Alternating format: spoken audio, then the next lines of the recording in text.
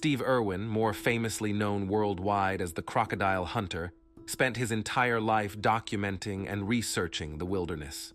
Born into a family of conservationists, he was introduced to animals at an early age through his parents, who were avid conservationists and owners of Queensland's Reptile and Fauna Park, which would later be known as Australia Zoo. From here, a legend was born, the legend of Steve Irwin, the Crocodile Hunter.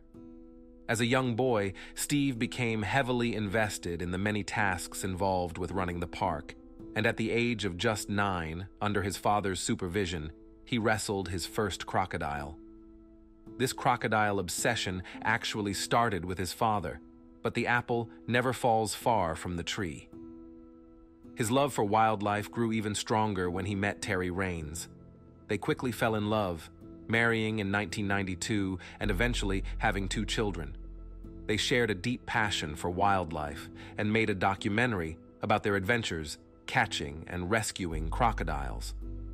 This would be the first ever episode of the Crocodile Hunter series, which made Steve Irwin an international star. The show ran for an impressive 11 years, and Steve also went on to create other shows like Croc Files and the Crocodile Hunter Diaries. In 2006, Steve Irwin was in the midst of filming a documentary called Ocean's Deadliest with the Discovery Channel, which aimed to showcase the deadliest and most dangerous sea creatures, such as sharks, sea snakes, blue-ringed octopus, and box jellyfish. On this particular day, they were specifically looking for tiger sharks, but as the weather conditions turned poor, they were forced to delay filming and stay on the boat. Being cooped up inside a boat was not something Steve was any good at, and before long, he grew restless and wanted to make productive use of this downtime. Steve was also working on another project called Bindi the Jungle Girl, which his daughter Bindi was going to host. He saw this pause in filming as the perfect opportunity to get some good shots for his daughter's documentary. Steve and a few crew members decided to take an inflatable speedboat out from the main ship, hoping that they would be able to find something interesting to film. It didn't take them long before they encountered a massive stingray. They had all swam with stingrays before, as they are typically non-aggressive, and if they don't want you near them, they will usually swim away. There was no reason to be scared of the stingray, and it seemed perfect for capturing some good underwater footage. The crew entered the water, which was only chest high. After some quick planning about what would be recorded, they submerged themselves in the sea and began filming Steve with the stingray. After his camera crew took several shots, Steve wanted the final shot to be the stingray swimming away from him, which he thought would be a perfect addition to his daughter's documentary. The stingray Steve encountered was no ordinary stingray. It was a short-tailed stingray with a wingspan of about 2 meters, a flat, disc body, and a short, whip-like tail covered in venomous barbs, which can fatally injure anything it deems a threat.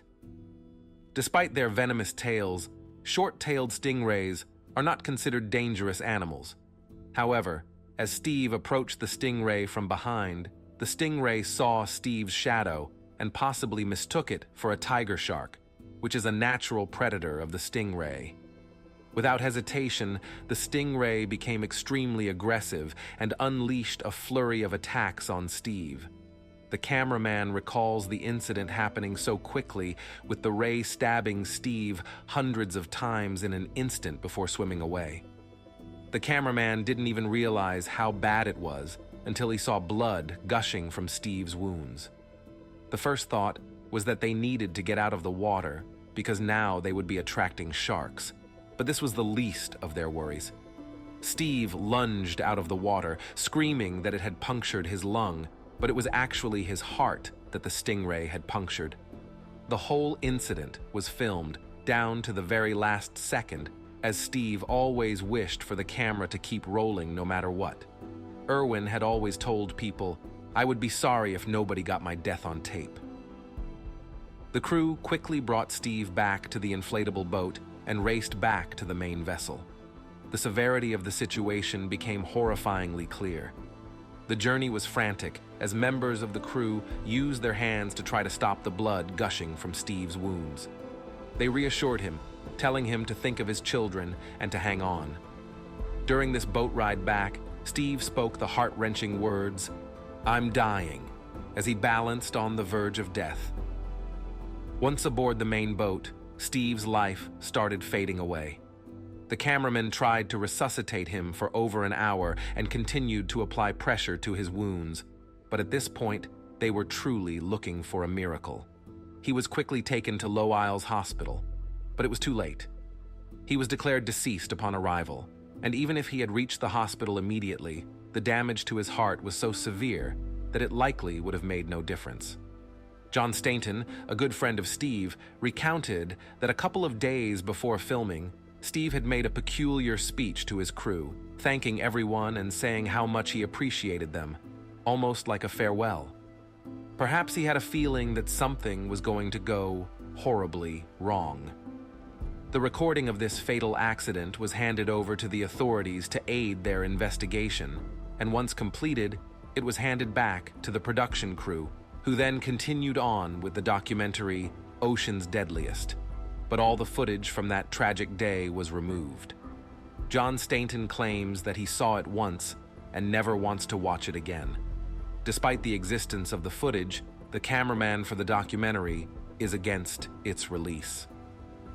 Steve Irwin's team and the Discovery production team agreed never to release the tape. As soon as the public was informed of Steve Irwin's death, everyone went into shock. A true legend of the world had died. A man so universally beloved that no one ever spoke ill of him, and just by being himself, he made the world a better place. On Steve Irwin's public Memorial Day, thousands gathered to honor and remember him. His daughter Bindi, just 8 years old, displayed her love for her father and gave a heartwarming speech, showing the world how much he was loved and admired. My daddy was my hero. He was always there for me when I needed him. He listened to me and taught me so many things, but most of all, he was fun. Although he was taken too soon, Steve Irwin left a lasting legacy that continues to inspire and educate people about wildlife and conservation.